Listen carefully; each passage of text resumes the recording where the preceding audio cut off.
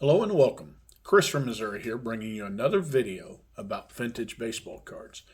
In this video, I'm going to show you a few cards, but I'm also going to tell you a story about a couple different baseball players. Now, this could have been one of those that I do just a bit outside episodes where I talk about players that are not quite good enough to be in the Hall of Fame, or they're not in the Hall of Fame yet. Or it could be one of those, quirky stories that I end up doing on some players, and so I don't know. It's not really going to take the place of any one of those kind of stories, but I think it's interesting to me, and I hope it's interesting to you. But I'm going to talk to you about two players. I'm going to show you a couple of their cards, and then I'm going to show you some cards that I picked up earlier this week. So first player I'm going to talk to you about is Gary Templeton. And a lot of you that watch this channel probably know who Gary Templeton is and who he played for and a little bit of his story. But I'm not going to dive into his career really deep, but what I am going to do is talk to you about what I know about him off the top of my head, and then tell you why I'm matching up with this next player. Their careers kind of they come into play together. They hit a crossroads together. And Gary Templeton he had two different stories to his career. He started out playing with the St. Louis Cardinals, and man, when he came into the league at a young age, he was really slick. And I remember having a Cardinal Gary Templeton poster, one of those Sports Illustrated posters. I never did put it on my wall because I wasn't a Cardinal fan, but I secretly liked Gary Templeton, and he was fast. And he was a shortstop for the St. Louis Cardinals, and they thought he was going to be a superstar.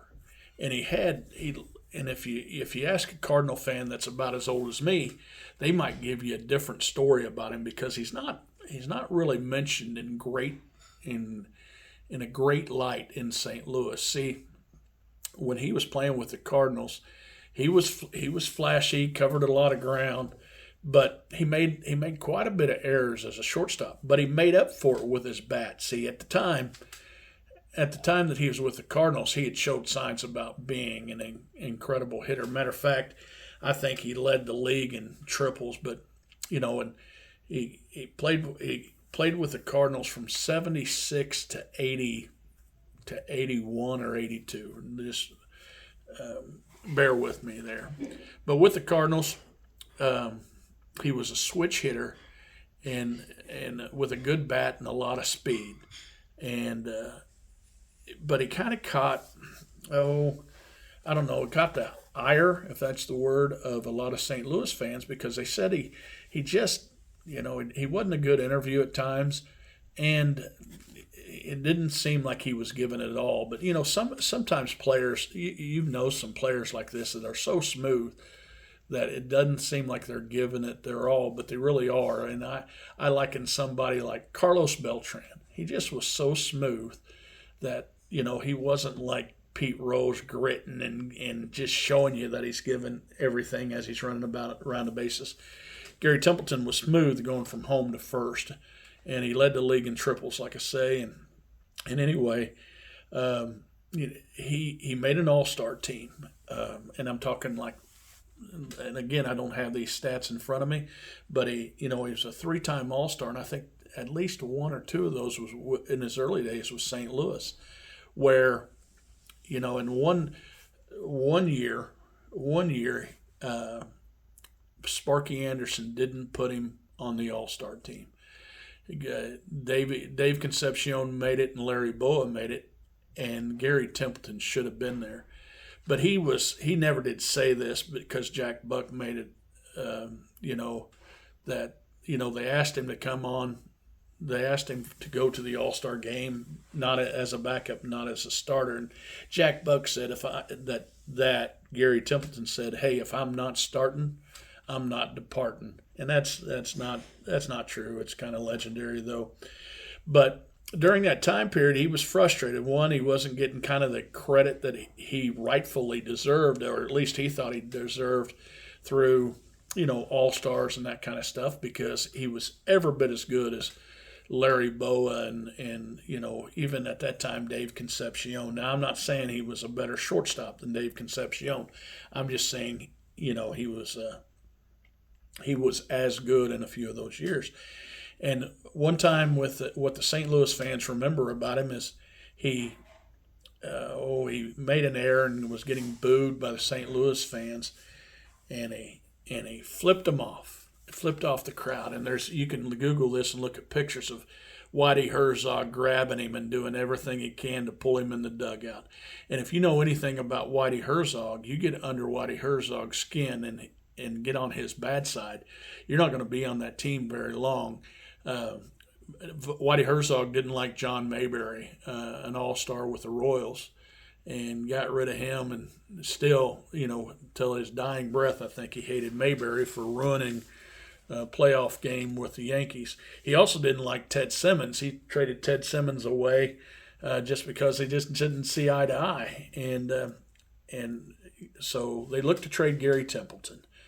But one year in 1979, Gary Templeton had 200, and let me get this. I got it written down somewhere here. I think he had 211 total base hits. And as he's getting close to the end of the season, he'd already had 100 hits on the left-hand side, and he was a switch hitter. And if he would get 100 hits from both sides of the plate, he would be the first baseball player in history to have 100 hits from each side. And so about the last 20 games, he decided to bat right-handed. The Cardinals weren't in the hunt for anything, I don't believe, and weren't playing for much, and got permission. And anyway, from here on, from about 20 games on out, he batted right-handed, and he got over 100 hits on the right-hand side to become the first player in Major League history to have 100 hits left-handed and 100 hits right-handed in the same year. Now, that was incredible, and I know some people kind of, knocked that record a little bit because he didn't cheat. He still had to get the hits, but, he switched over and batted right-handed to break that record. What a great record it was, right? Going to last a long time. Well, Gary Templeton got traded to San Diego Padres because he got on the bad side of Whitey Herzog and the bad side of St. Louis fans. And St. Louis fans weren't too forgiving back in the day, and he got traded for a little tiny shortstop named Ozzie Smith. Now, at the time of the trade, and I remember it, and most of the people that I were around and I listened to, and even the sports announcers, they thought that San Diego was getting the better of the trade. They got a young speedster, a hitter, a guy with a high average, and they traded away a slicks fielding highlight reel of a Golden Glover that just wasn't a very good hitter. Matter of fact, early in Ozzie Smith's career, the infield would come, or the outfield would come in close, and and he batted, his batting was not, his batting average was low, no power at all, and but something happened, because on that trade, I truly think it benefited both teams. I mean, Ozzie, of course, becomes probably the greatest defensive player of all time. Brooks Robinson might have something to say about that, but I believe Ozzie Smith is the human highlight reel. He's the Dominique Wilkins of Major League Baseball, and he became a better hitter. His average rose a little bit. Ozzie ended up with over 2,000 hits and became a Hall of Famer. Now, Gary Templeton didn't become a Hall of Famer. But I think what Gary Templeton thought is he got credited with a lot of errors, because he would get, and I heard this from him, that he would get to balls standing up that Ozzie would have to dive for. but he would, overstretch himself, come up with a ball and kick it or something like that, and got credited with a lot of errors. But something happened to him. His trajectory of becoming a great hitter it kind of flattened out. Now he did have a great career with San Diego. He helped them get to a World Series. Matter of fact, his uniform is retired in San Diego, and he became a coach and a manager. His attitude seemed to be changed, even though it probably wasn't. He was just needed a different scenery. But Gary Templeton played from 1976 to 1991. And he had a WAR of 27.9, which is nothing to sneeze at. He had 2,096 career hits with 70 home runs and 728 RBI as a shortstop, and he batted .271. He was a 3-time All-Star, a 2-time Silver Slugger, led the league in triples 3 times. He played for St. Louis, San Diego, and New York Mets, and he stayed in baseball a long time coaching. The trade ended up being good for both teams, probably good for both players, because also, people don't really know this, but Ozzie Smith, he was a little bit malcontent. I heard that word somewhere. Maybe it's a real word, maybe it's not.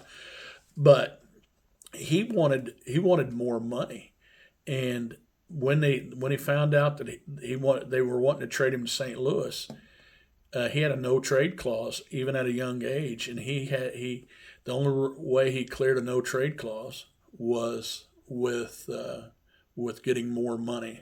So that worked out well. Now, the next player and I'll show you the cards here in a second. The next player I want to tell you about is, Gary Templeton set that record in 1979, and it had never been done. Well, that's the 100 hits from each side of the plate. Well, the very next year in 1980, Willie Wilson of the Kansas City Royals, one of my favorite players growing up, got down to the end of the season in 1980, which, that's a big season for the Royals. They made it to the World Series, and that was, to me, they lost to the Phillies, but, man, the Royals were exciting, and I think it would have been a better series had George Brett not been riddled with hemorrhoids. And that was the hemorrhoid World Series in my eyes. But in 1980, Willie Wilson had 230 hits, and he had 100 hits from the left-hand side and 100 hits from the right-hand side. Now Willie, he was a better player than Gary Templeton, I believe, in my eyes. He had a 46.1 WAR. He had 2,207 hits, 41 home runs, 585 RBI, and he batted .285. Now listen, he had over 600 stolen bases in his career. And when he was brought up to the Royals, I can remember the Royals had a great center fielder at the time who you'll have to look up because a lot of you won't know it, but his name was Amos Otis. And look him up. There's some of you who know it, but he's really well known in Kansas City area. And he was a great defensive center fielder and a great player, but Willie Wilson was going to take his spot. And it wasn't an easy transaction. Matter of fact, Willie had to play left field for a little bit, but everybody knew he needed to move to center just because how young and fast he was. Now, Willie was a 2-time All-Star and a 2-time Silver Slugger. He won the Golden Glove as well. He led the league in triples 5 different times, and he played with Kansas City, Oakland, and Chicago. Now, the reason I'm bringing their things up last is I happened to go to a Royals game just last week with my wife and a couple of our friends, and we had a little barbecue get-together put on for some customers that we're a customer of, or my wife's a customer of. And Willie Wilson was there, and he was sitting at a table, he and a couple players, and they were signing some autographs, but they wasn't very busy.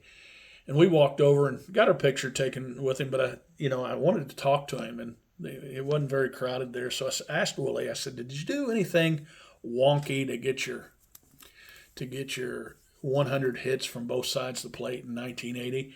And he said, "Well, I didn't play my last 20 games batting only right-handed, and that was kind of a dig on Gary Templeton, just a light dig because he even said how great a player Gary Templeton was. But he said he did have to come up with 3 hits his last 3 games from the right-hand side to do it, and he batted right-handed the last 3 games. The Royals were still playing for something, but they had that part clinched. And he said he glad he did it because he batted against some knuckleballers, and batting right, he found out he was a better hitter against knuckleballer than he was against right-handed than he was left-handed. Now, I want to show you this. I don't have really great representation of Gary Templeton, but if you have anything of him, that's that's off of a Hostess box right there, I'm pretty sure. And here's Willie Wilson. You'd think I'd have a couple better cards than that because he's one of my favorite players. But that's 2 great players with 2 great stories. Look them up. Find out all you can about them. The reason, when Willie joined the Royals and was in the World Series in 1980, they were telling stories about how he was the 5th fastest kid on his block. And, man, he had a little bit of personal problems later on in his career and stuff. But, he's overcome a lot of that in the Kansas City's eyes, and he looks like he could still play. So, last 3 cards. I'm going to show you some cards I picked up off of eBay, and they're wonderful cards to me. And I believe this helped me finish the Billy Williams run with this 1963. And then how about these 2? I purchased, and I'm going to show it to you when I give you a room tour, but I purchased a exhibits machine, exhibits vending machine, and I refurbished it. And so I decided I'm going to display some exhibit cards. And here's a Johnny Mize exhibit. And how about this Minnie Minoso exhibit? Now, guys, thanks for sticking with me if you did, and thanks for listening to that story. I'm still having a blast doing these stories, and I love doing this combo story that could have been just a bit outside. And, they both could be mentioned on the series that I have, Who Wore It Better.